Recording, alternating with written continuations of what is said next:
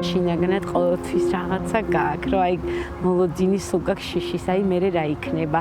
ეხლა ამ ეტაპს რომ დავასრულებ, კიდე რა იქნება.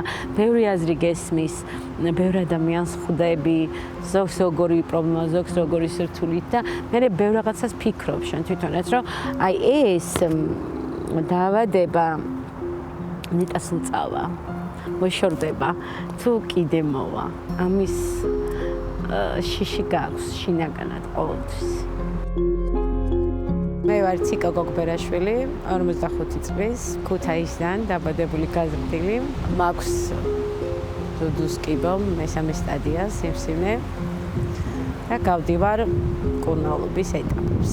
საერთოდ არაფერი არ მაწუხებდა. სრულიად ჯანმრთელი ცხოვრებით ცხოვრობდი. ეტაპობრივად ვიტარებდი ანალიზებსაც და სულ ყოველთვის წესრიგში მქონდა ყველაფერი.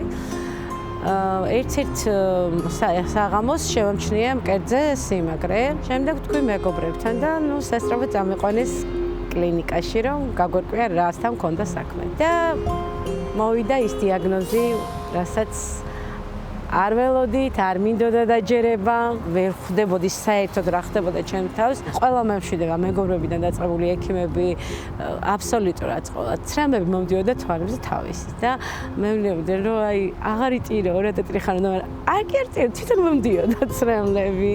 დავიწყეთ ქიმიოთერაპიის კურსი, რომელიც ძალიან რთული გასავლელი არის. სახლში არ ჩავიკეტე.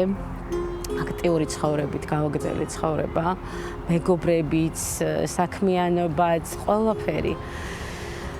მაგრამ მარტო ალბათ ჩვენ ვიცით, ონკოპაციენტებმა გულში სხვა რაღაც ხდება, როცა მარტო რჩები.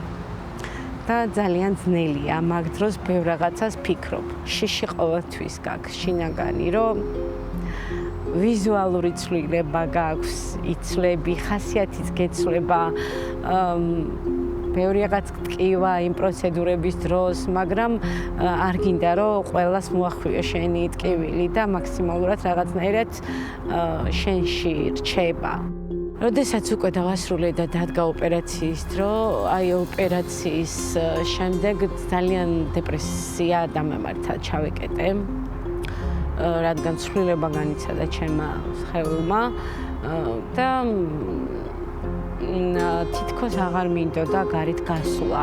ემოციური ზოგადად ყოველთვის ვიყავი, მაგრამ უფრო ემოციური ვარ, ბევრი რაღაცა უფრო ახლოს მიმაქვს გულთან, როცა სარკეში ჩაიხედავ, შენ თავს რო უყურებ ძალიან ძნელია, მაგრამ ზუსტად მაგ იმედით, რომ ამდენი ადამიანი რო გეუბნება, რომ ეს გაივლის, ეს დასრულდება და ამოვათ მათ წარბიც, შეშუპებაც, ჩაცხრება და იმედი გიჩნდება მერე და სხვანაირად ხარ განწყობითაც ვიღაც რო გეუბნება რომ აი მე გავიარე ნახე რა მაგრად ვარ დღეს და როგორი ცხოვრება მაქვს და საერთოდ აღარ გაგახსენდება და ამ ეტაპს გაივli ამ ეტაპს და ეს ძალიან მნიშვნელოვანია რა და ყველა ონკოპაციენტს ქალბატონებს მით უმეტეს ვეთქვი რომ ცხოვრება მშვენიერია წინ ლამაზი მომავალია აუცილებლად უნდა ვიბრძოლოთ და კიბო განაჩენი არ არის, ვერ დაგვამარცხებს.